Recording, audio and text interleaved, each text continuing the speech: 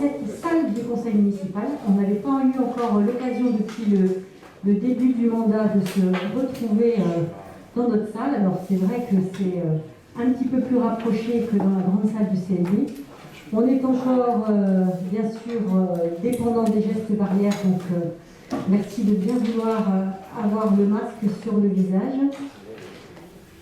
Les mesures vont être un petit peu plus souples à partir de fin septembre, mais il nous reste encore 15 jours. Voilà, je crois que ce soir, le secrétaire de séance, c'est Éric Cartel. Merci Éric, et je te laisse faire l'appel. Alors, vous m'entendez tous? Bah, lève ton micro, peut-être. C'est mieux, pour l'enregistrement surtout.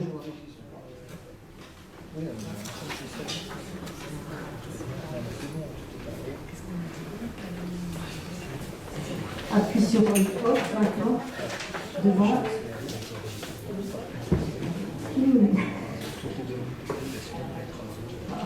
Appuie-moi sur le côté déjà pour voir tout à l'heure il s'allumer.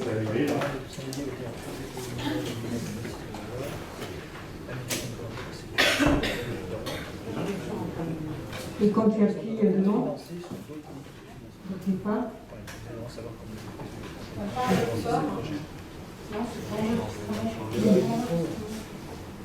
Appuyer sur eux. Ça marche.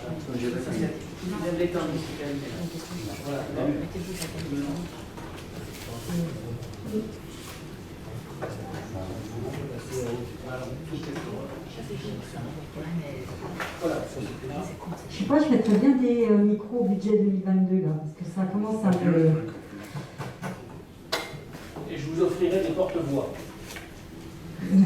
Je me vois bien avec ça, oui. Bon, alors, il y a combien qui marche là? Il y en a d'autres qui ont réussi à allumer leur micro? C'est pour tout le monde la même chose. Coupe le tien pour voir. C'est pas vieux, hein. Du coup, c'est le tien qui bloque. Non, par contre, s'il y en a qui sont écouteurs en même temps. Ça y est. C'est bon, c'est bon. Merci. Marie-Hélène Mathieu. Présente. Didier Verdillon. Présent. Catherine Laforêt. Philippe Descott. Isabelle Thomas a donné le pouvoir à Marie-Hélène Mathieu. Claude Basset. Présent. Virginie Bognard. Jacques Verzier.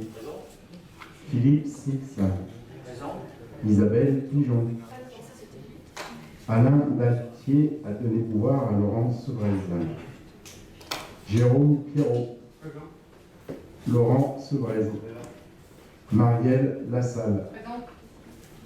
Éric Captel, présent. Karine Génois. Katia Pontal-Cogne. Bertrand Malamouan. Sidney Gobou.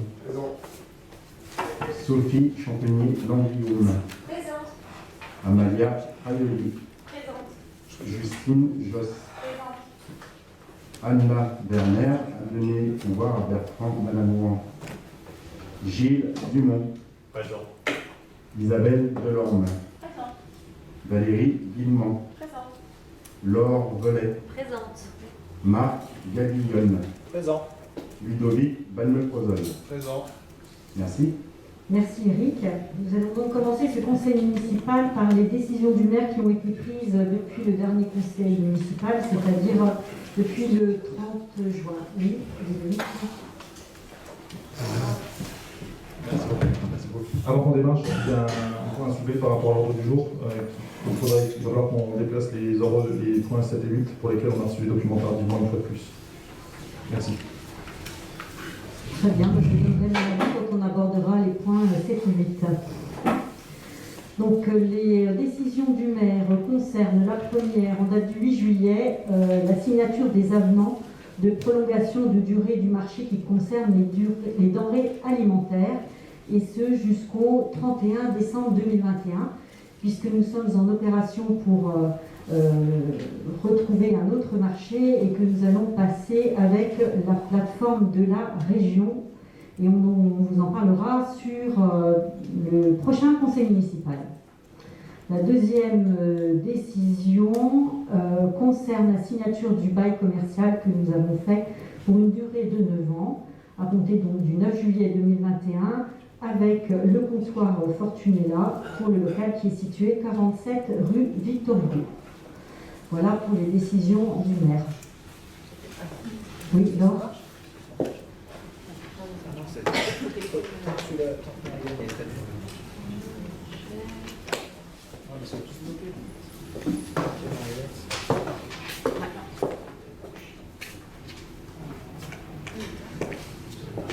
Non, mais tant qu'elle tient, Marie-Hélène. Il y a un truc, hein, je pense, hein, quelque part. Voilà. Juste une question, pourquoi est-ce que le bail est de 9 ans et pas de 3 ans par exemple, comme c'est vraiment un bail 369, voilà, pourquoi le choix d'une durée de 9 ans et non pas 3 ans par exemple?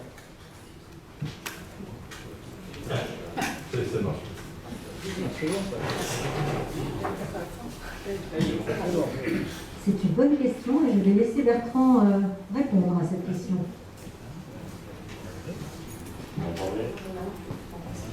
Parce que c'est un bail commercial, avec un bail commercial, ça n'est pas 3 ans, c'est 369. C'est un bail 9 ans, c'est un bail 9 ans par défaut. C'est bien un bail commercial.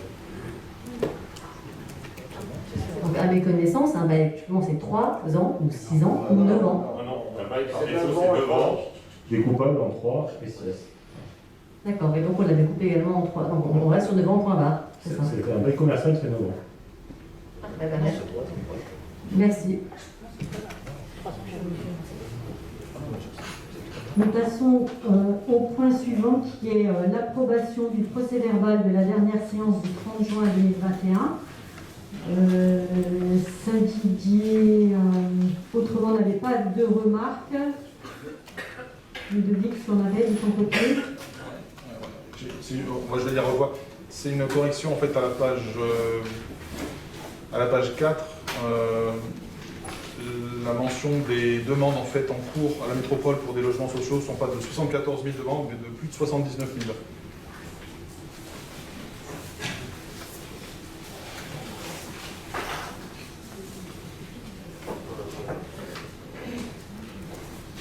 Pourquoi tu dis 79 000 ? Parce que c'est le chiffre qui a été annoncé au cours de l'Assemblée Générale de l'association.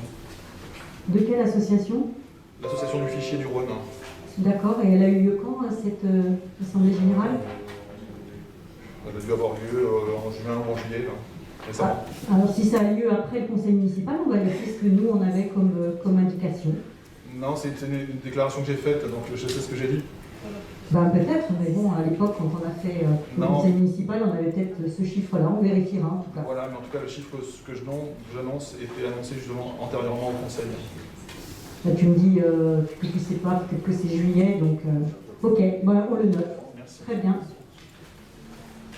T'as d'autres remarques ? Non, merci.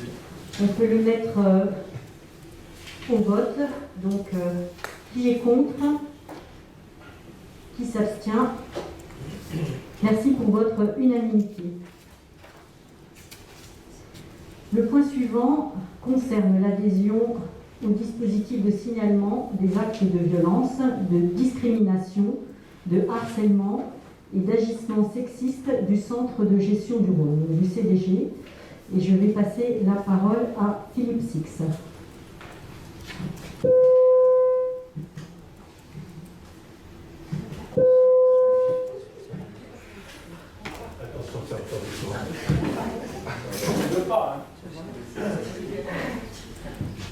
Merci. Bien, donc je vais vous demander d'approuver un dispositif de signalement des actes de violence, de discrimination, de harcèlement et d'agissement sexiste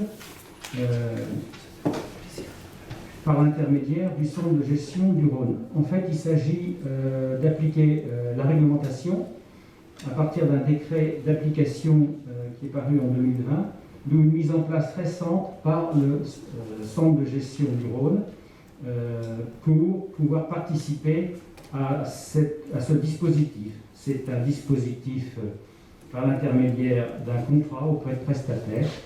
Et donc, je vais vous demander votre accord pour la mutualisation par le CDG en une plateforme, Internet ou téléphone, pour signaler les faits, les analyser et, si nécessaire, opérer une médiation entre la victime, la collectivité ou l'auteur des faits. Voilà. Je ne rentre pas dans le détail. Si vous avez des questions, je y répondrai. Est-ce que vous avez des questions? Très bien, nous mettons au vote. Qui est contre? Qui s'abstient? Merci pour votre unanimité. Le point suivant, qui peut garder le micro ouvert, Philippe, concerne l'adhésion aux missions pluriannuelles proposées par le CDG 69 dans le cadre d'une convention unique. Alors là aussi, il s'agit d'une opération par l'intermédiaire du centre de gestion. C'est simplement le renouvellement et la restructuration d'un certain nombre de prestations dans une seule convention. Donc les prestations, vous les avez vues énumérées dans la note, la médecine préventive, mission de médecine statutaire et contrôle, c'est-à-dire expertise sur contrôle, inspection, hygiène et sécurité, sécurité du travail, conseil juridique en droit des collectivités, mission d'archivage pluriannuel, mission en matière de retraite dans le cadre des traitements des cohortes, mission d'intérim. Donc cette convention est proposée pour 3 années renouvelables une fois pour la même durée. Donc là aussi, si vous avez des questions, bien volontiers, sinon on va passer au vote. J'ai une petite précision. Dans la délibération, il faut supprimer la mission de médecine statutaire et de contrôle qui ne concerne pas notre collectivité. Nous gardons que la mission de médecine préventive.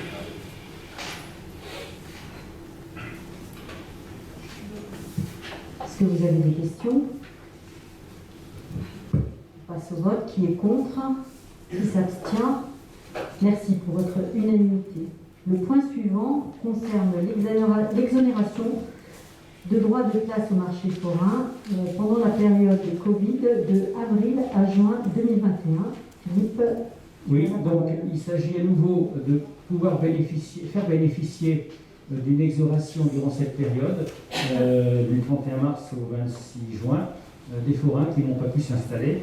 Alors, il y a 3 personnes, les tissus drapiers, les vêtements Von Lander et le rempaillage Shield, pour des sommes assez réduites, comme vous avez pu le constater. S'il n'y a pas de questions, on passe au vote. Alors, qui est contre? Qui s'abstient? Merci pour votre unanimité. Ah, donc le point suivant, le point 7 et le point 8. Nous allons les garder à l'ordre du jour parce que la note de synthèse est suffisamment détaillée pour avoir une bonne compréhension de ce qui est noté dans ces notes. Et si tu veux dans cet avenant, et si tu veux t'exprimer par ton vote, tu le feras. Donc là, le point 7 concerne l'avenant numéro 10 à la délégation de service public de l'enfance, de la petite enfance et du relais d'assistance maternelle. Et je passe la parole à Virginie Bognard.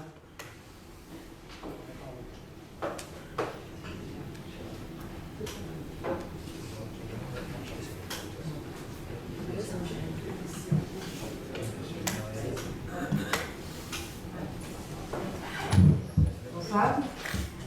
Donc nous avons eu la commission DST qui s'est réunie et pour laquelle le jeudi vous étiez convoqués. Et donc nous avons pu échanger concernant ces avenants, et notamment l'avenant pour le RAN, le relais d'assistance maternelle, puisque pendant la période du 16 mars, il y a eu 2 périodes de confinement, la période du 16 mars au 11 mai et la période du 11 mai au 30 septembre. Donc pour la première période, il faut déduire de la somme remboursée à la commune correspond à la subvention communale non utilisée, moins les charges fixes sur les jours de fermeture, moins les charges du personnel sur les jours de fermeture. Et suite à de nombreux échanges et nous avons vérifié tous les calculs, la somme proposée pour qu'elle soit rétribuée à la commune de Saint-Guédon-Mont-d'Or est de 2 680,27 €. Pour la période du 16 mars au 11 mai. En revanche, pour la période du 11 mai au 30 septembre, on peut dire que les temps collectifs n'ont pas pu être assurés toujours du fait de la crise sanitaire et ils représentent 34% du temps de travail de l'animatrice en charge du RAM. La participation de la commune ayant été diminuée, il est proposé que soit rétribuée la somme de 687,82 € à la commune. Au mois de juillet, il n'y a jamais d'animation, donc nous avons aussi déduit cette partie. Après, voilà, tout est détaillé. Donc, la participation communale mensuelle est de 1011,50 €. Donc, si le service avait été rendu au mois de septembre, si on déduit donc la partie qui n'a pas été utilisée, on arrive à un total de 3 722,32 €. Voilà, je propose de voter. Oui, à moins que vous ayez des questions. Oui. Enfin, j'ai un commentaire à faire moi, sur la façon de faire. Ce que je comprends ici, c'est que finalement, on s'affranchit des délais de fourniture des documents, préparation du conseil municipal. Non, c'est même pas ça. En plus, on s'affranchit de rien. On l'a envoyé. Pour nous, la note de synthèse est suffisamment explicite. Et en plus, tu fais partie de la commission, tu n'es pas venu et tu ne t'es pas excusé. Donc, excuse-nous, mais bon. Je ne suis pas le seul concerné. Je pense qu'on est près d'une trentaine autour de cette table. Et on a peut-être un travail préparatoire à faire aussi de notre côté. Je ne partage pas ton avis. Oui, j'ai bien compris. Mais au-delà de ça, il y a simplement des règles. Oui, mais je pense que les règles aussi... Est-ce que je peux finir, s'il te plaît? Est-ce que je peux simplement finir avant d'être coupé? Et à ce moment-là, je te laisserai la parole. Mais je veux juste finir mon intervention et après, oui, le constat que je fais, c'est qu'on a des délais d'ailleurs sur lesquels on demandait une rallonge par simple correction pour pouvoir mieux travailler. Et là, de manière systématique, les documents sont fournis au dernier moment, et cette fois-ci, à nouveau, sont fournis hors délai. Donc la décision est entachée, à mon avis, d'un risque juridique. Et c'est pas que moi. Bien, je t'en prie. Est-ce que je peux finir, s'il te plaît? Dépêche-toi. Merci. Et c'est l'ensemble de la décision et de la délibération du Conseil qui est à risque juridiquement de cette décision de s'affranchir de ce délai. Voilà. Moi, je pense que tes propos sont hors contexte et puis en matière de respect ou de mieux travailler, quand on est convoqué à une commission et qu'on ne vient pas, la moindre des choses, c'est de s'excuser. Donc moi aussi, je te retourne la même chose si tu le permets. Voilà. Enfantillage. Très bien, de même. Donc je propose, peut-être que vous avez d'autres questions. Je vous propose de le mettre au vote. Donc qui est contre? Je vais prendre la table par vote. Je vois pas pourquoi tu sors. Hein. Parce que je prends pas encore au vote. Alors, vote pour ou contre, ou abstiens-toi, mais c'est pas grave. Donc qui est contre? Qui s'abstient? Très bien, nous notons donc que M. Palme-Frozol ne prend pas au vote et qu'il est sorti de la salle du Conseil. Nous passons maintenant au point 8, qui est l'avenant numéro 11, toujours sur la délégation de service public de l'enfance petite enfance, et qui concerne l'ouverture de la deuxième structure de l'accueil périscolaire. Et pour les mêmes raisons, je le maintiens à l'ordre du jour. Je passe la parole à Virginie Bognard. Oui, alors comme on vous l'avait annoncé, compte tenu du nombre d'enfants accueillis à Saint-Didier, à l'école publique, et au périscolaire, nous avons été contraints d'ouvrir une seconde structure pour pouvoir les accueillir, puisque nous étions sur le point d'avoir une liste d'attente pour le temps méridien. Donc nous avons ouvert une deuxième structure à Saint-Fortunat, qui permet d'accueillir tous les enfants au temps méridien, au périscolaire les matins et soirs, et pour les petites vacances scolaires. Donc, ce qui change, pour le temps méridien, ça ne change rien, mis à part le fait qu'on peut accueillir tous les enfants, mais ça nous permet d'accueillir, d'éliminer la liste d'attente que nous avions, qui était très longue, sur le périscolaire du soir et les petites vacances scolaires. Ce qui change aussi pour les enfants, c'est que les matins et soirs, les enfants restent dans leur structure, donc en maternelle ici, en CP CE1, ils restent ici au Bourg, et du CE2 au CM2 à Saint-Fortunat. En revanche, les mercredis, tous les enfants de primaire sont accueillis à Saint-Fortuna, donc du CP au CM2, et ne restent ici que les maternelles. Ce qui permet aussi aux équipes de Lagrange de structurer les activités en fonction des âges des enfants. Donc nous avons longuement discuté pendant la commission DST pour pouvoir bien évaluer les montants qui ont été proposés pour l'avenant, et nous avons constaté une réelle proportion entre la hausse du nombre d'enfants accueillis et la hausse du montant de l'avenant. Donc voilà, nous avons, vous avez les chiffres là en tableau, je peux vous les redire, mais on double quasiment nos capacités d'accueil. Et le montant de l'augmentation financière de l'avenant s'élève à 52 086 € et 26 centimes. Voilà, je peux vous, si vous avez des questions.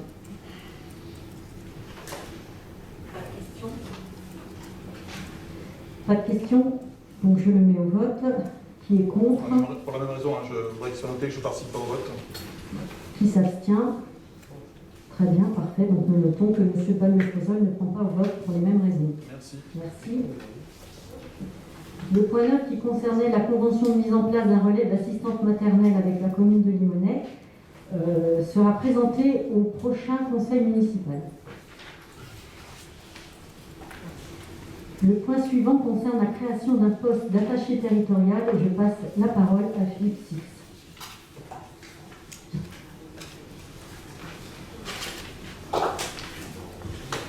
Bien, donc nous allons vous proposer la création d'un poste territorial de catégorie A qui permettra de faire profiter de ce poste la responsable de service urbanisme, Marie-Claude, à l'ancienneté et grâce à son mérite. Donc je ne reprends pas le détail, c'est simplement le fait que la commune puisse avoir un poste vacant de cette catégorie afin de l'en faire bénéficier. S'il n'y a pas de questions, nous passons au vote. Des questions? J'ai une question purement technique, parce que est-ce qu'il est absolument nécessaire de créer un poste pour pouvoir promouvoir quelqu'un? Je vais laisser Vincent répondre. Oui, c'est la règle en matière de RH, c'est-à-dire que c'est le conseil municipal qui fixe le nombre de postes ouverts dans la collectivité.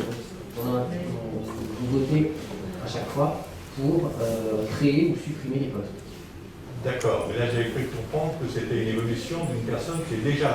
Absolument, c'est une promotion, voilà, par ancienneté, qu'un agent a obtenue, et pour pouvoir accéder à cette promotion, il faut qu'un poste soit créé et vacant. Et qu'advient-il de l'ancien poste? Alors l'ancien poste, pour l'instant, il restera vacant. Après, on finira par vous présenter un toilettage du tableau des emplois pour supprimer les postes qui sont vacants et inutilisés. On rajoute un cadre en fait. Hein. Elle est de catégorie B, il n'y avait pas de cadre pour la mettre en catégorie A. C'est ce qu'on va faire ce soir. On va pouvoir la passer en catégorie A. Donc il va y avoir une disponibilité dans les cadres catégorie B. Mais qui ne sera pas pourvu. Pas tout de suite. Ou sur un autre poste. D'autres questions? Nous mettons au vote. Qui est contre? Qui s'abstient? Merci pour votre unanimité. Le point 11 concerne une modification des statuts du CIGERLI et je passe la parole à Claude Basset. Le CIGERLI, c'est le syndicat intercommunal de la gestion des énergies de la région lyonnaise. Il regroupe 66 communes, dont 8 communes urbaines. Ce syndicat, donc les communes peuvent lui donner certaines compétences, par exemple la concession de la distribution d'électricité et de gaz, la dissimulation coordonnée des réseaux, chaque fois qu'on enterre des réseaux, et l'éclairage public. Donc les communes ont le choix, et chaque fois qu'une commune veut modifier son partenariat avec le CIGERLI, on nous demande à toutes les autres communes adhérentes de valider valider ça. Donc, par exemple, là, ce sont les communes de Pierre-Bénite et la Mulatière qui, jusqu'à maintenant, elles n'avaient délégué au syndicat que la compétence dissimulation des réseaux, et elles étendent cette compétence à leur éclairage public. Et donc, on nous demande simplement d'approuver ça au conseil municipal. Voilà. Question ? Très bien, on met au vote. Qui est contre? Qui s'abstient? Merci pour votre unanimité. Le point 12 concerne l'exonération de la taxe foncière des propriétés bâties. Et je passe la parole à Philippe Six. Ah, c'est bon. Donc, il s'agit de voter une exonération concernant les taxes foncières. Alors, comme il est rappelé dans la note, depuis 1992, le Code des impôts permettait une exonération de la taxe foncière des propriétés bâties et nouvelles constructions pendant 2 ans. Mais la commune avait la possibilité de ne pas faire jouer cette clause et de demander la taxe dès le départ. Il y a un changement de réglementation qui fait qu'aujourd'hui c'est plus possible. La seule possibilité pour la commune, c'est de solliciter une exonération jusqu'à hauteur de 40%. Et c'est ce que nous allons demander ce soir. Alors je précise que dans cette exonération, nous rentrons en ligne de compte les propriétaires ayant bénéficié d'un prêt de l'État, c'est-à-dire les logements sociaux. Donc nous allons solliciter votre avis sur la possibilité d'imposer à hauteur de 40% les nouveaux propriétaires durant les 2 premières années. S'il n'y a pas de questions, passons au vote. J'ai ajouté une précision, puisque M. Six vous a proposé de ne pas soumettre, de laisser l'exonération totale aux logements sociaux.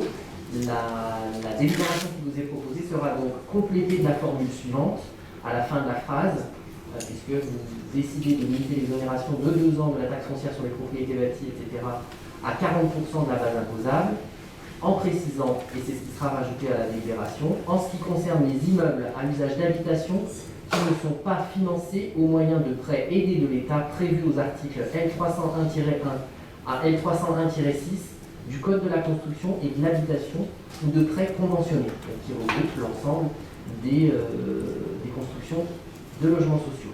Voilà. Est-ce que vous avez des questions? Donc on le met au vote. Ah, Valérie.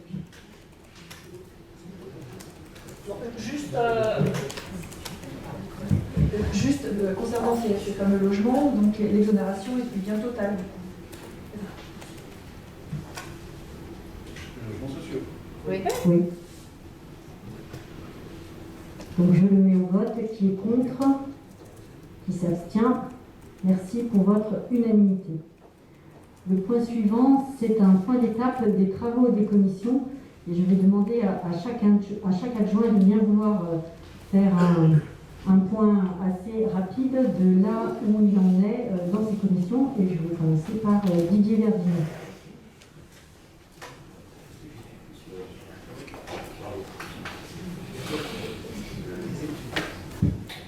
Bien, donc en ce qui me concerne, j'accompagne que 3 commissions. Donc une concernant l'urbanisme et 2 concernant les grands projets du mandat. Concernant l'urbanisme, la commission s'est réunie régulièrement sur 2 axes de travail. L'étude de cadrage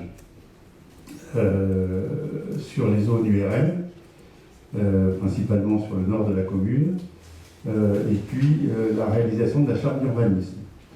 Nous arrivons au terme, alors concernant la charte, on arrive au terme puisque nous avons à ce jour un projet d'OAP sur cette zone, sur lequel on a fait des retours, du menu retour, enfin quelques retours à la métropole, et qui devrait être inscrite dans la modification numéro 3 du PLUH. Et puis, au niveau de la charte de l'urbanisme, on arrive au terme puisque les derniers éléments vont être transmis à l'ensemble des membres pour une relecture et remarque, avec une dernière commission qui aura lieu le 11 octobre. La convocation va partir, sur lequel on fera le point de synthèse qui devrait nous permettre de disposer de la version définitive, je pense, dans les semaines qui vont suivre. Voilà pour le point sur la commission autour de l'urbanisme et de la charte. Concernant les deux projets qui ont été engagés sur le plan de mandat, à savoir le skatepark. Aujourd'hui, le projet, comme on l'a exprimé lors de la réunion du 1er juillet, est suspendu. Néanmoins, nous avons choisi un prestataire, nous avançons avec ce prestataire et nous attendons des confirmations sur un certain nombre de points de vigilance pour répondre aux problématiques des demandes qui nous ont été faites par les deux résidences. Une fois que nous aurons les éléments de réponse concernant ces deux points, sur ces points de vigilance, nous abandonnerons ou nous réengagerons, nous poursuivrons le projet.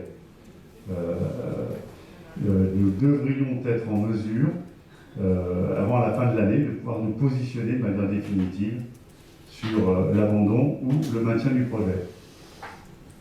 Enfin, quand je dis l'abandon, sur ce site. Il peut rebondir ailleurs. Mais voilà, donc voilà ce qui concerne le projet skatepark avec lequel on avance de concert avec les jeunes, avec une prise en compte de leurs attentes dans le projet.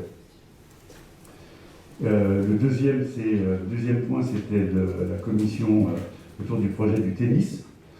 On est allé au terme des études et de confrontation des différentes hypothèses en commission et avec bien sûr les représentants du club de tennis. Et aujourd'hui, il a été retenu l'option de couverture des cours 1 et 2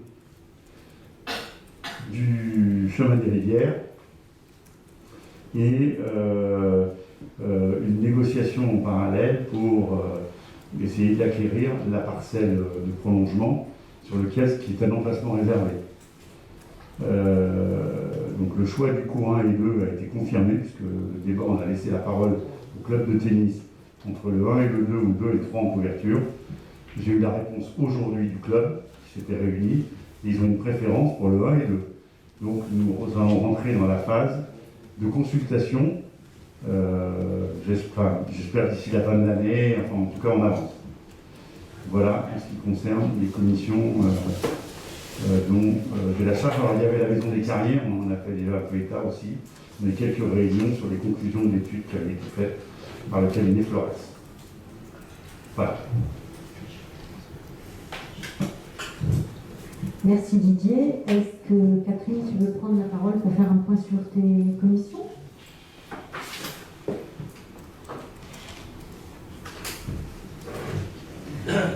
Bonsoir. Donc, je vais commencer par la commission culture. Donc, on s'est réunis 3 fois depuis le début du mandat. Et donc, on a construit la saison culturelle 2021-2022. On avait validé celle qui avait été préparée en amont par Didier Verdillon l'année dernière, mais qui n'a pas eu lieu. Donc, du coup, on a reporté pas mal de spectacles et on en a programmé des nouveaux. Je vous invite d'ailleurs à venir nombreux, parce qu'en fait, dans la saison culturelle, j'ai trouvé qu'on n'était pas très nombreux à la présentation. C'est vraiment dommage parce que la programmation de la saison est de qualité, c'est varié, il y en a pour tous les goûts, tous les âges. Donc ce qui serait bien, c'est que nous-mêmes, nous soyons relais justement de tous ces spectacles proposés par la commission culture. Parce que je pense que si le bouche à oreille peut fonctionner, si chacun de notre côté on fait la promotion de cette saison, on arrivera peut-être à avoir un petit peu plus de public. Il est quand même, je pense, assez désagréable, enfin pas désagréable, mais pour nos artistes qui se produisent, c'est toujours plus sympa quand la salle est bien pleine. Voilà, donc je compte un peu sur vous pour vous faire le relais de cette programmation. On a mis en place aussi, donc pour faire vivre la maison Meunier, mais bon, je pense que Marielle décrira tout le programme de la maison Meunier. Mais à la commission culture, on a essayé de développer une programmation d'exposition dans la salle qui n'était pas très occupée jusqu'à présent et qui va le devenir. En fait, il y a eu une première exposition au mois de juin de Bérengère Lansac. Ça a bien fonctionné et là, par exemple, le bouche à oreille a bien marché puisqu'effectivement, on avait pas mal de demandes. Donc l'idée, c'est de prêter la salle du jeudi au dimanche, donc sur 3 jours, installation le jeudi après-midi, vernissage le jeudi soir, à des artistes des Monts d'Or. Voilà, pour mettre à la promotion de nos artistes de notre territoire. Donc on a la prochaine exposition la semaine prochaine, du 23 au 26. Après, il y en aura une au mois de novembre. Donc l'idée, c'est d'avoir 4 à 5 expositions par an, par saison, à la maison Meunier. Donc là, on a eu pas mal de demandes. Donc du coup, je pense que l'année va se caler comme ça. Donc n'hésitez pas, là aussi, si vous-même vous connaissez les artistes, de nous en faire part. Parce que ça peut être une belle promotion pour eux. On a aussi évoqué l'idée de programmer, enfin d'essayer de créer un événement culturel autour des biennales. Vous savez que sur Lyon, il y a la Biennale de la danse et la Biennale d'art contemporain. Donc elles n'ont pas eu, enfin si elles ont eu lieu cette année, enfin la Biennale d'art contemporain est décalée à l'année prochaine. Donc du coup, ce serait de réfléchir à s'inscrire. Je sais que Saint-Cyr le fait dans le cadre de la Biennale d'art contemporain, d'essayer de proposer une programmation en lien avec l'une ou l'autre des 2 biennales. Voilà pour la commission culture. La commission sport, donc, on s'est réunis 3 fois. On a donc pu organiser cette année la fête du sport. Elle a aussi connu un vif succès. Je remercie d'ailleurs tous les membres de la commission qui étaient présents lors de cette journée. On a dû refuser justement des équipes parce que bon, ça a ses limites aussi en termes de gestion. Donc ça, c'est un événement qui fonctionne bien. On va mettre en place, à l'image de la commune de Dardilly, une matinée qui s'appelle Sport en famille. Donc c'est proposé en fait le samedi matin, un événement fédérateur donc pour faire découvrir à des non-licenciés des sports d'association proposés par nos associations de Saint-Didier. Donc on va travailler sur cette première matinée sport en famille dans la prochaine commission qui a lieu le 22 ou 29 septembre, 29 je crois. Et on a par contre, j'ai déjà calé la date du 13 novembre. Donc voilà, pour la première matinée sport en famille. On souhaite aussi créer un petit événement pour mettre à l'honneur nos sportifs de la commune, les sportifs méritants. Donc ça, pour l'instant, il n'y a rien de calé. L'idée, ça serait de faire ça en début d'année. Voilà. La commission patrimoine, donc on s'est réunis 2 fois. Donc on a essentiellement, là, sur la dernière, travaillé sur les journées européennes du patrimoine qui ont lieu donc ce week-end. Donc là aussi, on vous attend très nombreux parce que Karine Genois avec Roland Carrier ont beaucoup travaillé sur la maison des Carriers. Enfin, bon, ils ont une belle conférence à vous présenter. Ceci dit, il n'y a que 80 places dans la chapelle. Il y a que 80 places, mais voilà, on espère qu'elle sera pleine. C'est ce vendredi à 20h. C'est 20h. C'est 20h. Il y a eu des informations depuis 17h à 20h.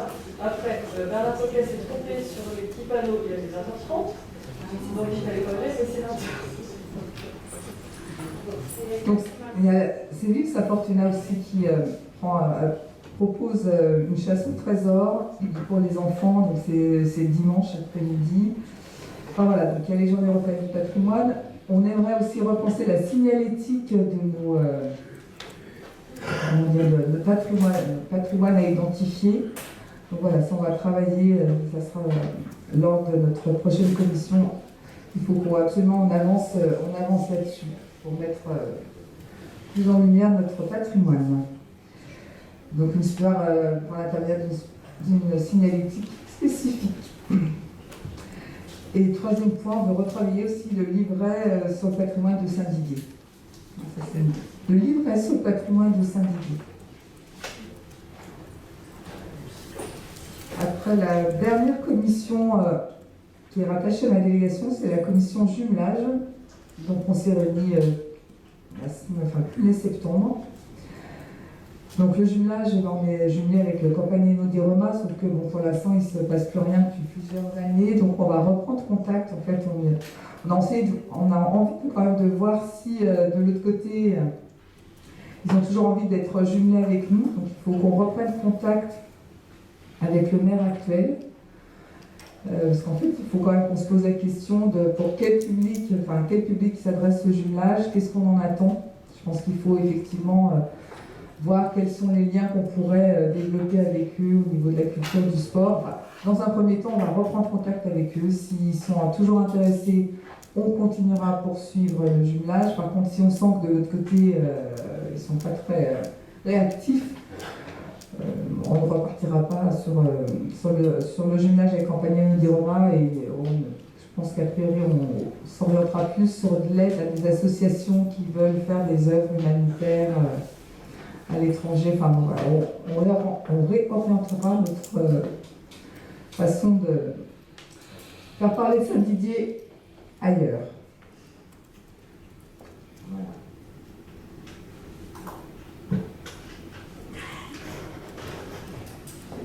Merci Catherine.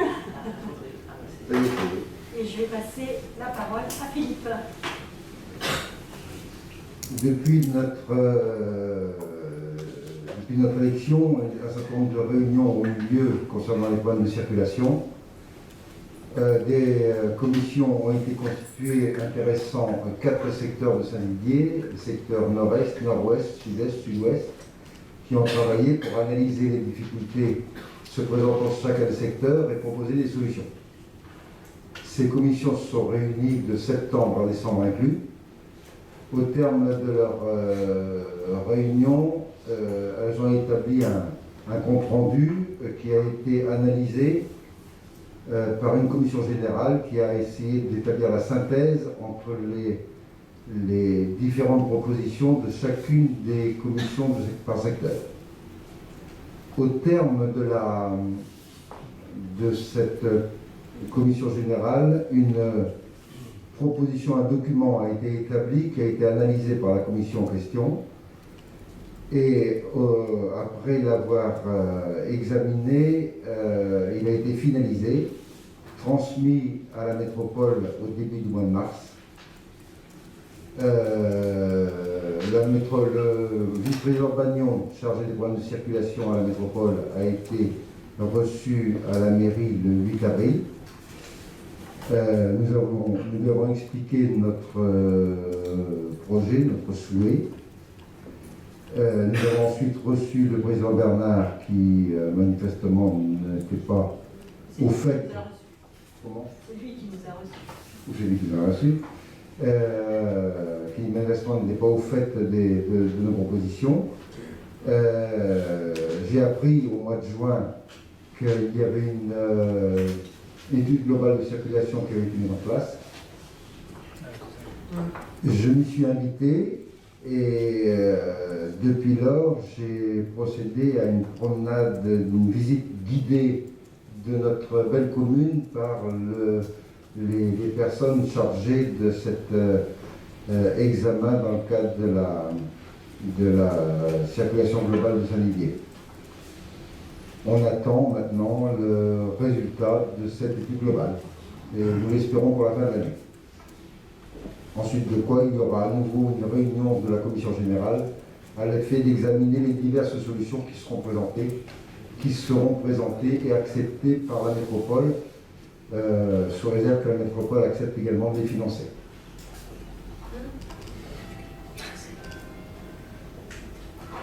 Merci Philippe.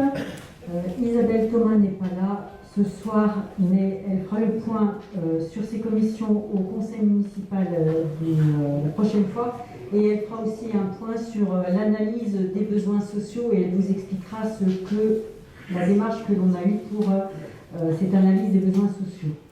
Je passe la parole à Claude.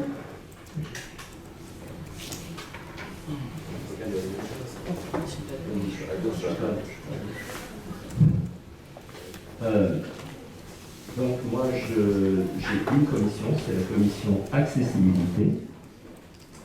Cette commission ne s'est pas encore réunie, tout simplement parce que je suis en train de faire un état des lieux de tous les bâtiments de la commune pour voir ce qui est bon et ce qui ne l'est pas. Ensuite, en fonction des résultats, je réunirai donc la commission. Voilà.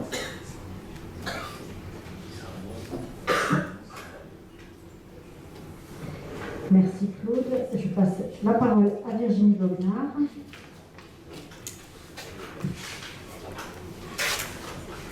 Alors, d'une façon générale, en ce qui concerne l'enfance et petite enfance, comme vous savez, nous sommes en renouvellement de délégation de service public. Nous avons reçu à ce jour pour la petite enfance et l'enfance 3 offres qui sont à l'étude. Nous avons eu la première étape d'ouverture des plis, avec l'étude des pièces qui ont été transmises. La deuxième étape sera l'étude financière. Et la troisième étape sera la présentation des candidatures d'entretien de motivation, en gros, des candidats, avant de décider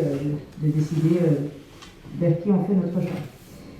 Concernant la petite enfance, il n'y a pas de difficulté particulière puisqu'elle est gérée en délégation de service public. Nous avons toujours les 2 crèches et le RAM qui fonctionnent très bien. Pour rappel, nous avons 30 berceaux dans chacune des 2 crèches et le RAM permet d'accueillir toutes les assistantes maternelles qui le souhaitent. Nous sommes en partenariat avec Limonel. En ce qui concerne les affaires scolaires, nous avons une rentrée qui s'est passée sans incident, pas encore de fermeture de classe dans aucune des écoles, que ce soit dans le privé comme dans le public. L'école publique, nous avons accueilli 383 enfants de la maternelle au CM2. Et à l'école privée, nous avons accueilli 291 enfants. Nous avons eu, malgré le nombre d'enfants à l'école publique, nous avons eu une fermeture d'une classe en maternelle. Donc nous n'avons plus que 5 classes en maternelle qui sont toutes en niveau double. Autre information, M. Eck, le directeur de l'école du Bourg, a été renouvelé en qualité de directeur par intérim pour Saint-Fortunat, puisque Cécile Lafont a accepté un poste pour le secondaire en Isère. Donc il est par intérim puisque le rectorat va décider s'il décide de faire une fusion entre le Bourg et Saint-Fortunat ou s'il décide de mettre des directeurs différents. Et ça, on le saura peut-être l'année prochaine. Voilà. En ce qui concerne aussi la délégation, le conseil municipal d'enfants, nous avons eu le plaisir de nous réunir pour la première fois samedi. Donc nous avons 20 enfants élus et 8 encadrants, des accompagnants pour leur projet. Ils se sont présentés, ils ont fait connaissance entre eux et ils nous ont parlé de tous les projets qu'ils avaient. Donc nous avons pu ranger tous les projets par grand thème et nous allons pouvoir travailler avec eux à partir du mois d'octobre. Ils sont très enthousiastes, très motivés et ravis de leur premier mandat. Merci Virginie. Je passe maintenant la parole à Jacques.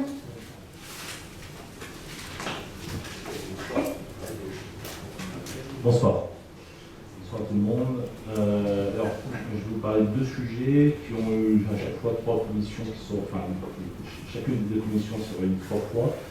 Et je voulais également souligner le fait que ça a été assez collectif à chaque fois et qu'on a convergé assez naturellement vers la mise en place des plans d'action que je vais vous dire. Le premier point, ça concerne donc la vie économique. Et on a rapidement, quand on a lancé les commissions, le premier sujet de la vie économique, c'était le soutien aux commerçants. Vous vous souvenez qu'il y avait un impact à la crise Covid. Et je remercie d'ailleurs l'équipe qui a contribué à ça, puisque, je ne sais pas si vous vous souvenez, mais dans cette commission, on avait proposé à votre vote, et vous avez accepté également en unanimité, de faire de la colle pour le en bref, de mettre des flyers au hall, de mettre des banderoles devant les magasins, de proposer d'ailleurs aux commerçants de mettre un site web à leur disposition. Ça, il n'avait pas fait, mais en tout cas, on l'a proposé. On avait conçu également une carte de vœux avec du grattage. Bref, tout ça, c'est issu des propositions et je voulais le souligner. Voilà. En dehors de ça, il y a eu aussi un travail, on va dire, de soutien moral, même si on les a reçus plusieurs fois en dehors des commissions, des commerçants, il y a eu un soutien moral. D'ailleurs, il y a quelques fois, on a soutenu aussi la viticulture, hein, en voyant, parce que on buvait quand même pas mal. Mais bon, c'était aussi une façon de dire. Et si je mets un peu d'ailleurs une parenthèse de l'activité qu'il y a eu en dehors, on a rencontré pas mal de nouveaux commerçants, de nouveaux entrepreneurs. Il y a eu également plus récemment un photographe qui s'est installé, qu'on a été voir avec Marie-Hélène, la notaire aussi qui s'est installée. Voilà, et on est continuellement, je suis continuellement sollicité pour des gens qui recherchent des locaux, donc c'est pour s'installer, donc c'est des encourages de stockage, donc c'est preuve aussi de la dynamisme, du dynamisme de la commune. Le deuxième point, toujours sur la commission économique, il y a eu un gros travail de fait, je tiens à le souligner également par Katia, par Maud, par plein de gens, sur l'utilité ou pas du coworking avec une enquête, puisqu'il y a eu une enquête sur les réseaux sociaux, mais il y a eu aussi tout un travail de fond qui a été fait, puisqu'on avait, je crois, de mémoire, qui a fait au moins 163 réponses, hein, je parle de mémoire. Pardon ? Ouais, c'est ça. Voilà. Et il y a eu un gros travail de fait qui donc a été présenté à la commission, qui est à votre disposition, puisque on est certains, on est convaincus, je fais partie de cela, vous voyez bien, on voit le flux de voitures qui quelquefois est présent. Moi je suis convaincu que le télétravail, les entreprises sont en train d'organiser, et donc il va bien falloir apporter des réponses. Et en fait l'enquête qu'on a eue, qu'on a diffusée, enfin qui est diffusable en tout cas, elle étaye cette possibilité-là. Après, il y a un travail à faire de recherche de locaux, mais on est en train de déployer. Voilà. Et puis, il y a un dernier point qu'on a commencé à aborder également, c'est la charte sur le marché des forains. Voilà. Donc là, il y a eu un petit espace-temps qui s'est pris parce que la police municipale a un peu bougé. Et là aussi, on a un marché des forains qui s'est régularisé, donc, sur lequel on est en bonne voie. Voilà. C'est pas fini, il reste du travail, d'abord parce qu'on s'est engagé sur d'autres points, notamment le club Apprendre et Entreprendre, notamment de faire des conférences sur des thématiques pour réunir des gens. Et puis un point auquel je suis extrêmement sensible, c'est l'animation du village à travers ses commerçants et à travers les halles. On n'a pas pu faire les halles de la halle ou les 2 ans parce qu'il y a eu toujours les mêmes raisons. Et je souhaite vraiment qu'on puisse relancer en espérant que cette dynamique-là puisse être à nouveau enragée. Si je passe sur la deuxième commission qui est plus orientée sur la proximité, là aussi la commission avait permis l'événement mobilité électrique il y a 1 an et 2 mois maintenant. Je souhaite qu'on en ait d'autres. Il y a d'ailleurs au passage, je ne sais pas si vous le savez, il y a la Vogue, on a validé la Vogue qui sera là bientôt. Donc bientôt, c'est la semaine prochaine. C'est la semaine prochaine, c'est le jeudi, vendredi, samedi, dimanche et le lundi des ménages. Voilà. Donc c'est à l'issue du marché. Voilà. Et ça aussi, c'est une façon d'amener de l'animation dans notre commune. Je pense que ça fera plaisir à tout le monde. Il y a un petit point aussi que je voulais souligner, parce qu'on a eu l'occasion de se retrouver avec quelques-uns fêter l'arrivée du food truck Apéro du Mont d'Or. Voilà. Et puis on est aussi en train d'accueillir d'autres food trucks, en particulier un food truck portugais. Donc on aura des food trucks différents chaque semaine. Le food truck portugais, l'un d'entre vous, c'est la chose souvent recommandée. Et je suis ravi d'accueillir ce jeune homme qui a l'air en pleine... Enfin, jeune homme, je le connais pas au téléphone, mais ça doit être un jeune homme. Voilà. Et puis, toujours pour terminer sur le travail qui a été fait en commission, et je voudrais en particulier remercier non seulement la commission de proximité, mais aussi les référents de quartier qui ont voulu se prêter au jeu. Il y a eu tout un travail de présentation, de réflexion sur l'organisation du futur site web que l'on voulait le plus orienté utilisateur possible et permettant de faire des démarches en ligne. Ce travail a été imaginé, on l'a présenté une première fois en commission, on l'a représenté quand il a été finalisé et on a fait un crash test il y a une quinzaine de jours.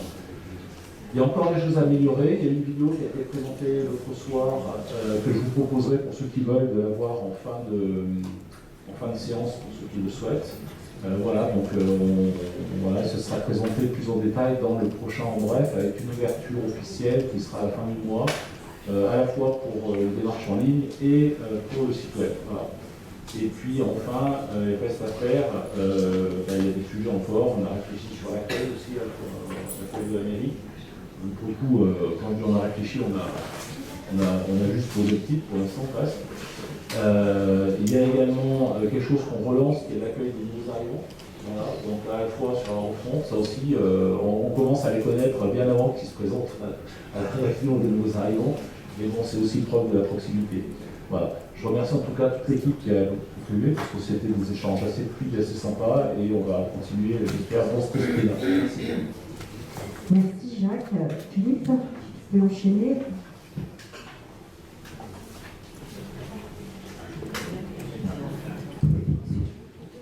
Alors la commission finance s'est réunie pour la préparation du budget. Elle s'est ensuite réunie pour la reddition des comptes. Et elle se réunira à nouveau pour la repréparation du nouveau budget 2022, donc avant la fin de l'année. Merci. Je passe la parole à Marielle.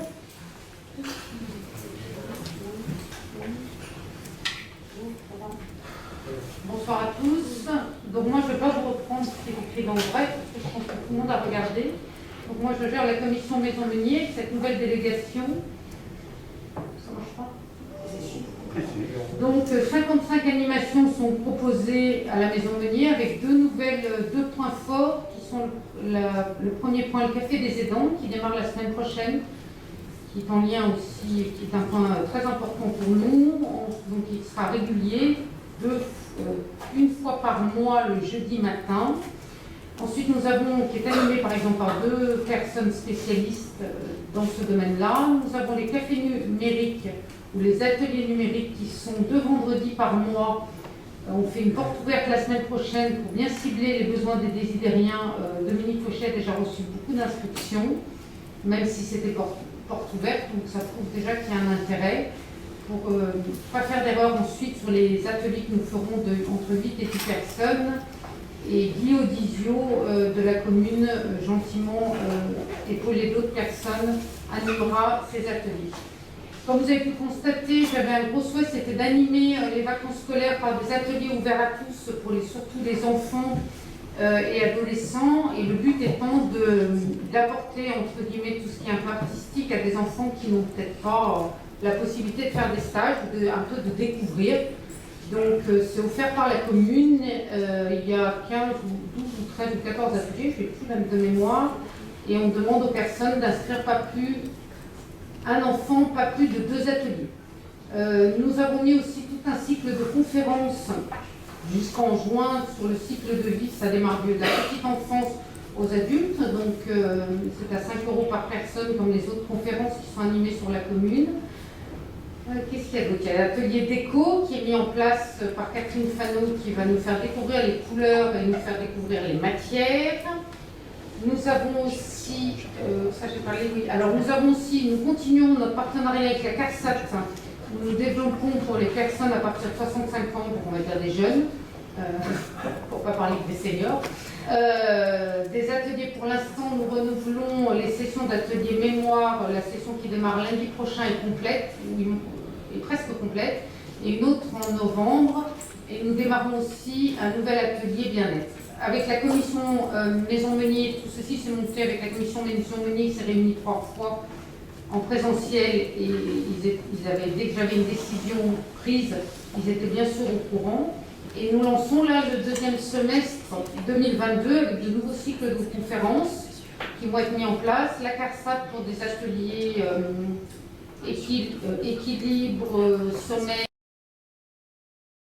et nourriture, voilà, qui vont démarrer dès janvier. Voilà. Donc nous avons aussi, comme disait Catherine, mis à disposition les murs de la Maison Meunier pour des expositions. Donc maintenant, je vous demande un peu comme Catherine si vous pouvez faire un peu de publicité pour tout ce qui est lancé. C'est un beau pari. J'espère que ça marchera, on pense, et on verra bien. Voilà, je compte sur vous. Merci. Merci Marielle. Et je vais laisser la parole à Bertrand.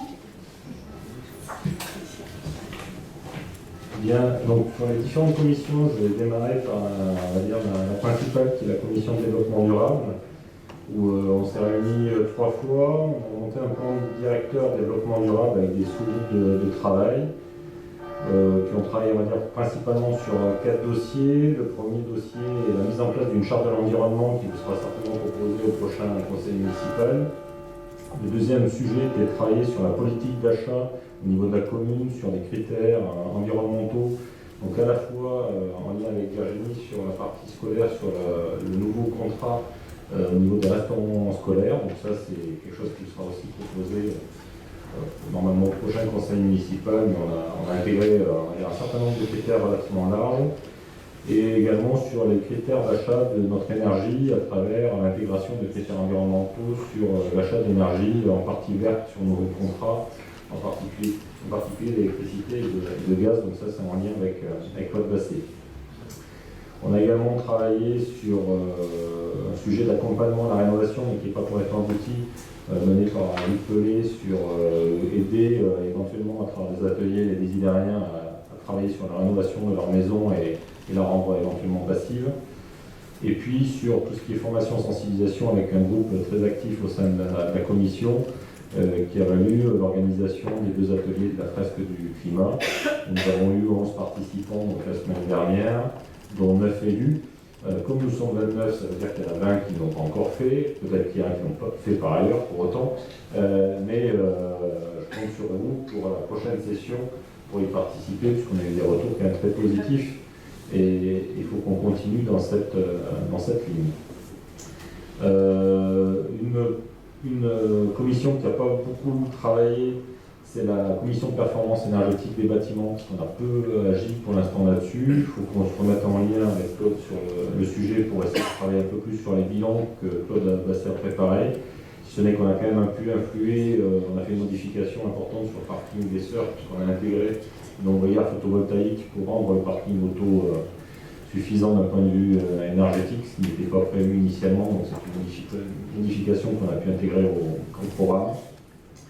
Et puis sur la commission embellissement, on était parti très fort sur l'amélioration des collectes de déchets avec un plan d'enfouissement des collectes de bacs à verre. Bon, on a été refroidi par la métropole qui ne souhaite plus du tout être dans cette stratégie-là et rendre apparent la totalité des déchets. Donc on est en train de revoir un petit peu notre copie. Il y a également tout un travail sur le broyage et la collecte de déchets verts. Et un travail également sur maintenant la mise en place de la volonté d'obtenir la label Village Fleuri dans la prochaine session, donc ce sera probablement sur 2022. Une commission qui ne s'est pas encore réunie, mais pour laquelle on a quand même eu beaucoup de travail et on en aura prochainement, c'est la commission agriculture, puisque ça a été quand même un des sujets on va dire, les plus actifs de ces derniers mois. Pour autant, il ne faut pas oublier de petits sujets. C'est d'une part le comptoir Fortunilla, parce que c'est quand même lié à l'association avec le syndicat mixte Plaine des Monts d'Or. Et au-delà du comptoir et de l'épicerie, c'est avant tout un point d'information sur les producteurs du secteur et du bassin et d'agriparc, sur de l'information sur les sentiers pédestres, mais également tous les produits qui sont faits par nos agriculteurs dans le secteur. Donc je pense que Marie-Hélène va en reparler dans quelques minutes. Et puis on a également travaillé à la mise en place d'apiculteurs amateurs sur la commune, puisqu'il y en a un qui s'est installé sur le terrain de Crécy, juste à côté de l'EHPAD. Et on travaille pour une deuxième implantation sur la commune d'un apiculteur pour augmenter le nombre d'apiculteurs sur la commune. Et puis bien entendu, le sujet de la ferme Vincent, nous sommes maintenant copropriétaires avec le syndicat mixte. La ferme des Seignes. La ferme des Seignes, excuse-moi. Et pour lequel on va commencer à travailler donc, avec le syndicat pour établir un cahier des charges et un projet d'ici à 2 ans, puisque je vous rappelle que le site est actuellement exploité par un agriculteur. Voilà. Merci Bertrand. Et moi je vais terminer par la commission jeune. La commission jeune, telle qu'elle avait été mise en place il y a un peu plus d'1 an maintenant, ne me convient plus. Donc j'ai proposé, j'avais pris en direct cette commission et le fonctionnement ne me convient plus. Donc j'ai demandé à Laurent Sevray et à Sidney Govou de réfléchir et de reprendre en charge cette commission. Donc, messieurs, on se voit demain soir. Et voilà, on devait se voir la semaine dernière, mais moi j'ai eu un contretemps. Donc, c'est décalé à demain et on vous en reparle dès que on réfléchit sur cette commission jeune. Voilà. Concernant les points des commissions, je ne sais pas si on ouvre le débat sur des questions ou voilà. Je vous propose de terminer l'ordre du jour et puis après on peut en reparler. Le point suivant concerne les questions orales. Donc, j'ai reçu des questions de Saint-Didier autrement. La première question posée était sur la prochaine commission d'appel d'offres relative au parking des Sœurs Saint-Charles. Donc la prochaine commission d'appel d'offres pour ce parking aura lieu lundi 20 septembre à 9h et elle concerne l'attribution du lot qui est relatif aux panneaux photovoltaïques que l'on veut poser sur le parking. La deuxième question concernait ce qui avait été évoqué lors du précédent conseil municipal, où on avait exprimé le fait que les demandes de Saint-Didier avaient été refusées dans le cadre de la PPI par la métropole pour le mandat 2020-2026. Donc, qui concernait tous les aménagements de voiries pour sécuriser les chemins piétons, les cyclistes, l'aménagement d'espace devant la maison minier, le parking du cimetière et puis comment on avait prévu de financer ces opérations sur les lignes FIC et Prox. En temps normal, je vous dirais que les lignes de financement FIC et Prox sont déterminées par la métropole et que le FIC, donc le Fonds d'initiative communale, est le seul dont la commune maîtrise la destination et peut d'ailleurs abonder du même montant. Donc le volet proximité, lui, est à l'initiative de la métropole. En 2021, pour le FIC, on a une enveloppe de 68 299 € et pour le PROX, 70 315. Donc à peu de choses près le même montant. Donc les financements des opérations de sécurité de voirie est en cours de chiffrage précis avec les services métropolitains dans le cadre de l'étude de circulation en cours. On avait quand même demandé cette étude de circulation au mois d'octobre et ils ont décidé de nous répondre au mois de juin. Entre-temps, Philippe a fait avec toutes ces commissions de quartier une étude de circulation, mais qui apparemment ne leur suffit pas et on recommence le travail qui a été fait. Donc ces deux enveloppes, eh bien, on verra comment on peut réaliser ces opérations. Et de toute façon, ça sera un problème de négociation et de choix avec la métropole. Le dialogue aujourd'hui avec la métropole est assez compliqué. Vous avez tous vu ce qui se passe dans l'actualité. Je vous ai indiqué que j'avais signé avec 43 maires la tribune qui dit si on arrêtait tout, c'est-à-dire est-ce qu'on sort de la métropole, parce qu'aujourd'hui, on a un dialogue qui est rompu et qui n'a jamais vraiment existé. Il n'y a pas de concertation avec les communes et donc d'entrée de jeu, tout ce qu'on a demandé dans nos financements pour le mandat 2021-2026, dans le cadre de ce qu'on appelle le plan pluriannuel d'investissement, nous a été refusé. Donc ça concernait effectivement tout ce qui était mode actif, cheminement piéton, cyclisme, sécurité, bien sûr, vitesse, et puis l'aménagement d'espace minier, le parking du cimetière. Donc, à la place, ils nous ont mis la station de pompage des Ardelais, qu'on n'avait pas demandé, et en fait, en cherchant un peu, j'ai vu que cette station de pompage des Ardelais, elle était déjà dans la PPI du précédent mandat, mais apparemment, les travaux n'ont pas été faits. Pour quelle raison, je ne peux pas vous répondre. Donc aujourd'hui, 43 maires sur 59 communes, ça fait beaucoup, ça représente quand même beaucoup d'habitants. Il va falloir que ce dialogue reprenne. Je ne sais pas quand. On devait avoir une conférence métropolitaine le 20 septembre. Elle a été annulée par M. Bernard. Donc, il ne souhaite pas rencontrer les maires lundi prochain, comme c'était prévu déjà depuis plusieurs semaines. Donc aujourd'hui, voilà où on en est.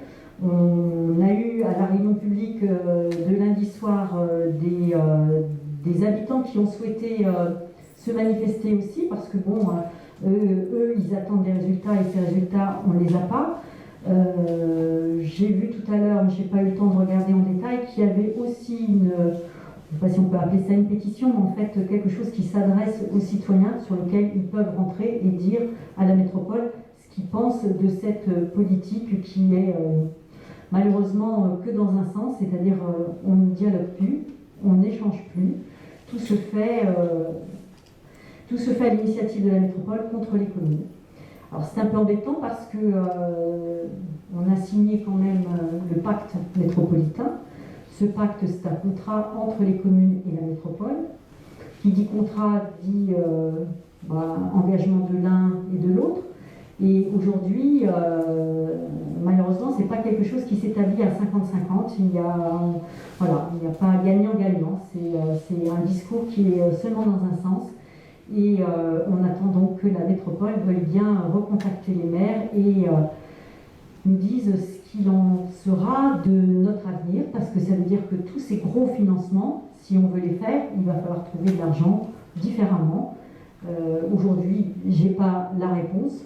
Ça peut être de l'emprunt, ça peut être une augmentation de l'impôt, ça peut être plein de choses, mais en tout cas, dans un premier temps, je pense que la reprise du dialogue avec la métropole nous permettra d'y voir un petit peu plus clair. Voilà, concernant ces financements, il y avait une autre question qui concernait le recrutement des 2 brigadiers. Déjà au conseil précédent, je crois qu'on avait demandé un petit peu les CV des personnes qui pouvaient nous rejoindre. Donc le recrutement est terminé. Au 24 septembre, on aura donc 2 agents de police qui seront présents sur la commune. Il s'agit de M. Rosan et de M. Ravelosson. Ce sont tous les 2 des anciens militaires qui sont issus, un de la Légion et un autre d'un régiment logistique. Ils ont tous 2 été des agents de terrain en opération en France, mais aussi à l'étranger, Mali, Afghanistan, Liban, Côte d'Ivoire. Donc leur ancienneté militaire, ils ont entre 12 et 20 ans de carrière, leur permet de disposer d'une forte expertise de terrain.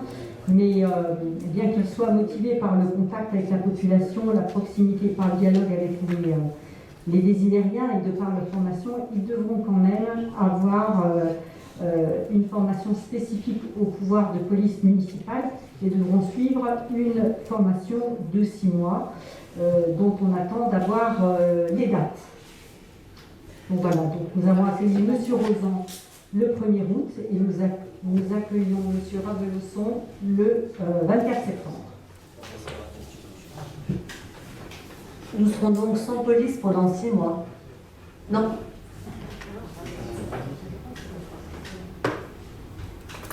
Alors le but, c'est pas de les envoyer ensemble. On va essayer de faire ça en détaché, parce que oui, effectivement, c'est compliqué quand il n'y a pas de police, donc on va en envoyer un, et puis après on enverra le deuxième. Alors, la formation elle est en alternance, mais enfin c'est quand même pénalisant de ne pas les avoir à temps complet sur la commune.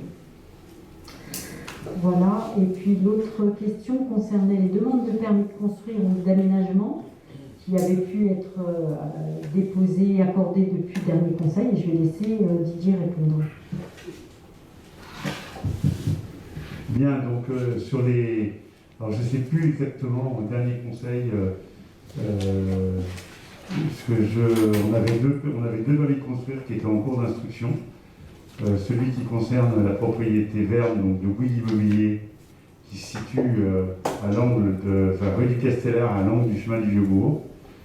Ce permis de construire a été validé au début juillet, donc accordé début juillet, et nous sommes en phase de fin de période de recours. Le deuxième, c'était le permis mais qui avait déjà été déposé de Vinci, donc concernant la résidence senior et les constructions sociaux et accessions qui sont associées à cette opération. Ce permis est toujours en cours d'instruction. Donc aujourd'hui, il n'est pas encore accordé. L'autre sujet de permis déposé et encore un non accordé, il s'agit de Formas. Deux mots sur Fornas. Vous savez qu'il y avait eu dans le dépôt un permis accordé par la précédente mandature sur un permis d'aménager, sur lequel il y avait eu des recours qui donnaient raison au recours. Il y a eu appel qui a confirmé la première instance. Il y a eu saisie du Conseil d'État, une cassation, je ne sais pas, enfin c'est la dernière instance. On a également été déboutés, parce qu'en fait ça donne raison, donc ce permis est définitivement abandonné. Néanmoins, le promoteur Fornas a entre-temps déposé un nouveau permis de construire, qui est à ce jour en cours d'instruction, et qui n'est plus un permis d'aménager, mais qui est un permis de lotir, c'est-à-dire que c'est un surletellement. Donc c'est un projet qui est un peu moins ambitieux que le précédent, mais c'est 16 maisons individuelles.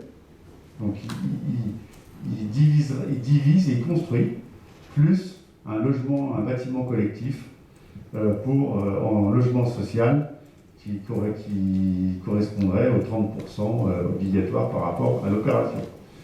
Donc aujourd'hui, il est en cours d'instruction avec des demandes de pièces complémentaires et sur lesquelles on attend le retour.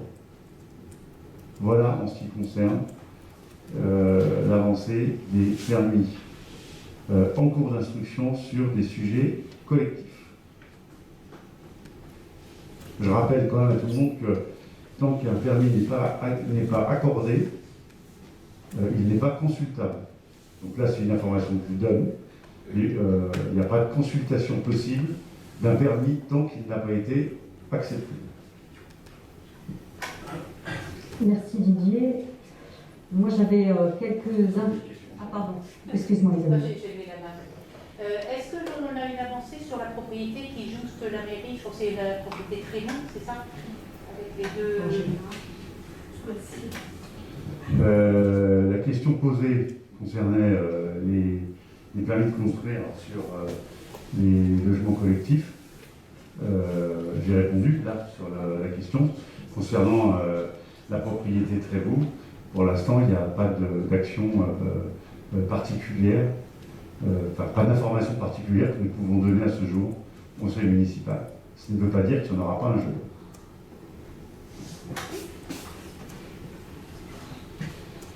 Moi, j'ai 2-3 informations diverses à vous donner.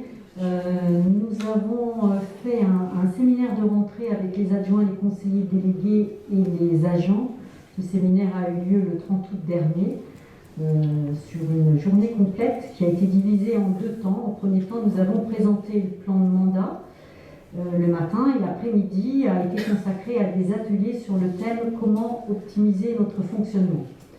C'était quelque chose de nouveau à la mairie qui n'avait jamais été fait. Donc on a un très bon retour de la part des agences qui nous permettra de mettre en place 1 ou 2 axes sur lesquels est en train de travailler Vincent et qui nous permettra de bien travailler ensemble. Point sur la rentrée scolaire, Virginie l'a fait un peu dans ses commissions. Moi je voudrais faire un point sur nos commissions respectives à Catherine Laforêt et à moi-même, puisque nous sommes toutes les deux donc, conseillères régionales. Donc avant de lui passer la parole pour qu'elle vous dise dans quelle commission elle siège, moi je suis à la commission sport et je suis présidente de la commission sport. Je suis aussi présente à la commission santé et à la commission handicap et action sociale.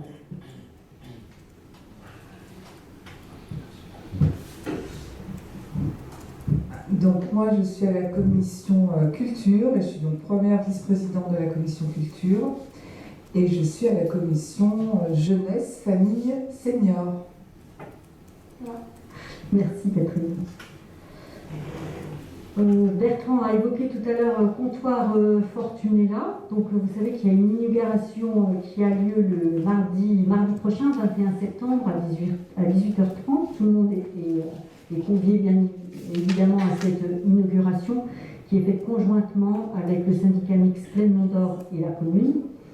Donc ça sera une occasion de vous présenter un petit peu ce que Lydia Sana a mis dans ce comptoir et de déguster les produits des Monts d'Or, puisque nous aurons les jus de fruits, la bière et le vin des Monts d'Or qui sera offert, et puis plein de choses à manger préparées à la fois par Lydia et par des producteurs des Monts d'Or. Je vous rappelle aussi que samedi matin 18 septembre à 10h, nous avons, pour ceux qui le souhaitent, la visite des jardins au Jardin d'Or, place Perra, et qu'à 10h, nous avons rendez-vous au jardin pour le visiter. J'espère qu'il fera meilleur que là, sinon on sera obligé de venir avec des bottes en caoutchouc. Mais je les ai rencontrés au forum des associations et ils avaient vraiment très envie de nous faire découvrir ces jardins qui sont encore, paraît-il, très très très beaux à cette période de l'année. Donc c'est samedi matin à 10h pour ceux qui le souhaitent. La fresque du climat, on en a parlé, le site internet, j'ai en parlé aussi.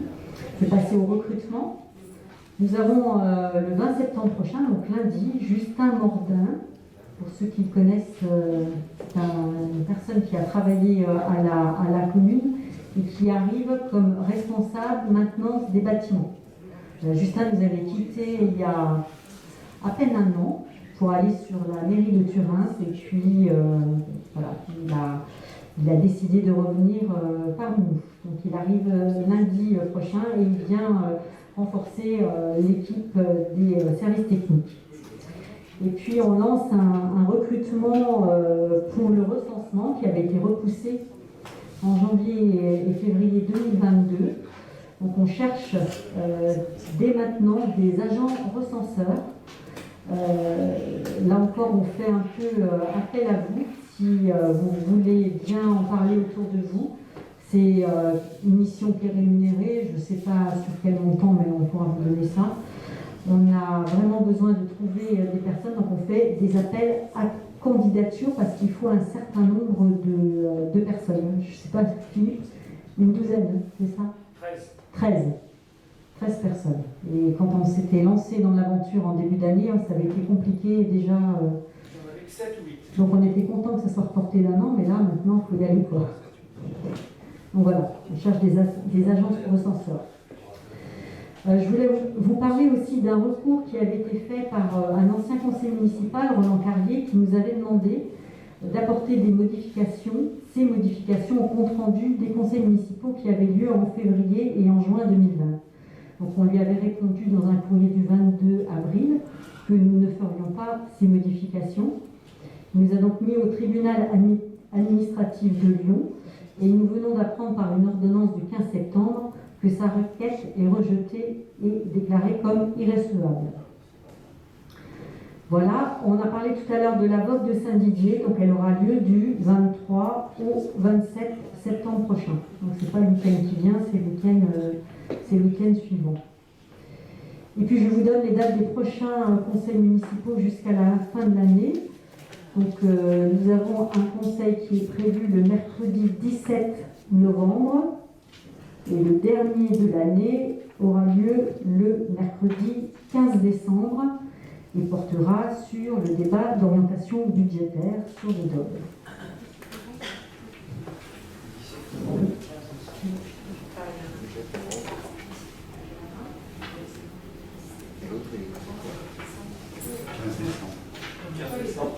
Oui, 17 novembre, 15 décembre. Catherine me souffle que le 15 décembre, c'est en même temps que le... Non, novembre, c'est en même temps que le salon des maires à Paris. Je n'ai pas décidé encore, donc... Voilà, ok. Il y a 17 novembre et 15 décembre pour l'instant. Voilà, très bien. Est-ce que vous avez ajouté quelque chose? J'ai une ou deux questions qui concernent le parking Saint-Charles. Il y a une commission d'appel d'offres lundi prochain, je crois, qui concerne les panneaux photovoltaïques. La première commission qui était là-dessus, je crois, n'avait pas eu de réponse sur les différents lots qui étaient demandés. Est-ce que ça a été reconduit et est-ce qu'il y a eu des réponses? Où est-ce qu'on en est? Parce que comment on va avancer le chantier maintenant? Ça, c'est la première question. J'en ai d'autres après. Je répondrai aux deux. Non, c'est pas même nature. Ah, c'est pas bien. Alors, sur le... il y a la commission qui a lieu effectivement le 20, c'est sur le photovoltaïque, qui n'avait effectivement pas de réponse. Je n'ai pas refait le point là, ce jour avec les services techniques, donc je n'ai pas d'éléments de réponse. Je pense que si, il y en a deux. Alors, Bertrand qui était un peu plus au fait, on a eu deux réponses. Tu veux compléter peut-être? Voilà. Donc, alors on avait décidé de ne pas bloquer, puisqu'en fait ça pouvait s'inscrire sans ralentir le projet. Hein. C'est la raison pour laquelle on avait dissocié et qu'on n'avait pas ajourné l'ensemble des marchés. D'accord. Donc les travaux vont s'enchaîner normalement. Les travaux vont s'enchaîner normalement. Donc le lot d'évolution a été exécuté. Et donc après le terrassement va démarrer. Enfin, là, ça va suivre son cours normal. L'autre question, c'est que j'ai eu pas mal de retours, pas des plaintes, on ne voulait pas se plaindre vis-à-vis de moi, mais sur la nature des chantiers, je crois qu'il avait été engagé l'idée que les travaux ne commençaient pas trop tôt, ou qu'il y avait un certain nombre d'environnements, en tout cas dans les travaux, qui seraient propres autant que possible, même si c'est un chantier. Or, il est venu à ma connaissance qu'ils ont attaqué à 6h30 avec un certain nombre de camions, à 7h avec le dozer, et je ne parle pas de la poussière qui environne tout le quartier des niveaux, donc ils n'ont jamais arrosé. Enfin, en ce moment, c'est pas la peine, aujourd'hui, par exemple, mais bon. Voilà. Donc, je voulais savoir si les entreprises qui se succèdent sont informées de leurs devoirs par rapport à ça, et si éventuellement, on peut peut-être leur rappeler. Voilà. Alors la question a effectivement été posée par une personne sur le site. Une réponse va lui parvenir. Il ne faut pas faire l'innocent, M. Dumont. Il ne faut pas faire l'innocent, M. Dumont. Et pourquoi je parce que vous savez quelle est la personne qui a posé la question. Non. Ah, pardon, alors. Excusez-moi. Par contre, ça m'étonne pas. Parce que moi, j'ai eu plusieurs échos. Voilà. Ok. Donc la question, donc, nous allons, il y a une réponse qui est transmise au service technique, mais la réponse de synthèse, c'est que on a l'engagement qu'on a pris, qu'on a demandé aux entreprises. Les entreprises doivent faire leurs travaux, donc elles ont effectivement un travail qu'elles doivent respecter. Alors elles ne commenceront pas à 9h le matin, ça c'est clair. Et c'est vrai que les travaux risquent de se démarrer à 6h30, ça me semble un peu tôt. On vérifie, on répondra sur les arrêtés, mais normalement c'est 7h. Et on a demandé aux entreprises, dans le cadre de la consultation et des marchés, qu'ils évitent les livraisons de chantier, l'approvisionnement des chantiers aux heures de rentrée des écoles. Pas rajouter... voilà. Sinon, après, je veux dire, c'est une réglementation. Les travaux, il faut qu'ils se fassent. Et on n'a pas caché. Et je me souviens lors de la réunion publique du 6 octobre, l'architecte expliquant qu'effectivement, il y a des périodes qui seront un petit peu plus douloureuses que d'autres. Donc le chantier vivra sa vie pour que ça se réalise.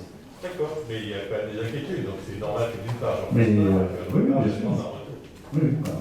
Donc les personnes qui interrogent auront une réponse. Merci. D'autres choses? Oui, moi je voulais savoir pour le tennis, pourquoi c'est le club qui a choisi le fait de couvrir le 1 et 2 ou si la mairie a intervenu dans ce choix? Alors, c'est la commission qui a choisi, retenu les différents projets entre les différentes alternatives. Donc c'est pas dans lequel participe le club. À un moment donné, s'est posé la question, la préconisation était de couvrir le 1 et le 2 avec l'intégration du club au sein de la couverture, enfin de la partie club au sein de la couverture. Lors de la dernière réunion de synthèse, il a été émis sur les membres de la commission et les membres du club de dire, mais attendez, ok, on est d'accord pour dire qu'on couvre 2 cours, mais pourquoi le 1 et le 2 et pas le 2 et le 3? Il nous a semblé que les usagers à ce niveau-là étaient les plus aptes, c'était ceux qui utilisaient l'espace, qui nous semblait, les plus aptes à déterminé entre le 1 et le 2. En termes d'investissement, on est sensiblement dans les mêmes choses. Donc, du coup, le cabinet qui nous avait accompagnés dans la démarche a représenté sur le plan cadastral le positionnement d'une couverture de 1 et 2. Moi, j'avais pris la position qui était de dire qu'on transmet les informations, les deux relevés cadastraux au club, qu'on ne consulterait pas, ce ne serait pas une consultation avec les deux options, parce que du coup, c'est des investissements qui sont plus lourds, parce qu'on oblige des gens à répondre sur deux options, donc ça coûte beaucoup plus cher. Et donc, on leur a demandé de se positionner. J'ai transmis les éléments. J'ai eu la réponse aujourd'hui parce que je crois qu'il y a eu une réunion du bureau du tennis lundi soir, mais je ne suis pas au bureau, donc c'est ce qui m'avait été rapporté par son président. Et du coup, il présentait qu'il viendrait, il nous ferait un retour. Il m'a fait le retour, comme quoi la décision ils avaient une préférence pour le 1 et le 2. Donc, moi, j'ai pas plus d'avis que ça. J'ai répondu ou... Oui, moi je trouvais qu'esthétiquement parlant, c'était mieux d'avoir des cours couverts au fond et que Alors, bon, si tu veux, le problème, en fait, le gros avantage du 1 et 2, c'est que le 1 et 2 permettaient de faire une couverture beaucoup plus large, et c'est-à-dire donne une aire de jeu, une aire d'activité couverte en dehors du cours, et qui permettait de couvrir en partie le club, qui sera revu, et de permettre d'avoir peut-être dans les projets un espèce de gradin, des gradins au-dessus du bâti, qui permettait au public d'éventuellement, dans le cadre de compétition, d'activité du club, de suivre des matchs sur les deux cours. Donc, ce qui n'était pas possible de faire sur le 2 et le 3, parce que le terrain est de plus en plus étroit, donc ça veut dire qu'on avait le bâti, le local club qui était détaché des parties couvertes, et on ne pouvait pas bénéficier d'une bande qui est quand même importante, puisque je crois qu'on doit avoir, en dehors de la surface de jeu, je crois de l'ordre de 4-5 mètres couverts de part et d'autre des cours 1 et 2. Quoi. Donc un grand espace, et ce qui avait été l'objet, dans la première analyse avec le bureau d'études, ça avait été un souhait des enseignants, de Régis et des corps enseignants, en disant ça nous permet aussi d'avoir des activités couvertes en dehors des cours. Donc, bon, voilà, après à nous de soigner l'esthétisme et les codes de vue dans le projet, hein, je suis d'accord, qui passaient beaucoup plus inaperçus, mais ils n'offraient pas la même... Voilà. Et, excuse-moi, et du coup, le cours 3 aura un ensoleillement complet, enfin un meilleur ensoleillement. Il aura juste que... il bouge pas, il bouge pas. Il bouge pas. Il n'aura pas l'ombre de la monture. Non, attendez, laissons, pour l'instant, on va faire des études de consultation sur la couverture du 1, du 2, etc. Alors on aura le temps d'analyser les offres et les conséquences, etc. D'autres choses? Eh bien, si on a... Oui, pardon. Juste revenir sur le fascicule qui a été fait dans le Landref pour la saison culturelle et la maison Meunier. C'est un bon support pour promouvoir justement ce que vous étiez Marielle, aux gens qui nous entourent et pour les souligner le travail de Carole. Eh bien, c'est bien. Merci. C'est gentil de souligner. C'est Carole. C'est Carole. Et Mélissa. Carole Comard et Mélissa. Et surtout Mélissa, qui est... C'est ça. Je ne vais pas chanter, heureusement, je ne chante pas assez longtemps. On a un support. Voilà. Donc, ça fait vraiment un gros travail cet été. Donc, bravo au service communication, Carole et Mélissa. C'est vrai que c'est toujours plaisant de souligner ce genre de choses. Bravo au service com. Alors, si il n'y a plus de sujet, il est 21h34. Je vous propose de lever la séance. Merci à tous.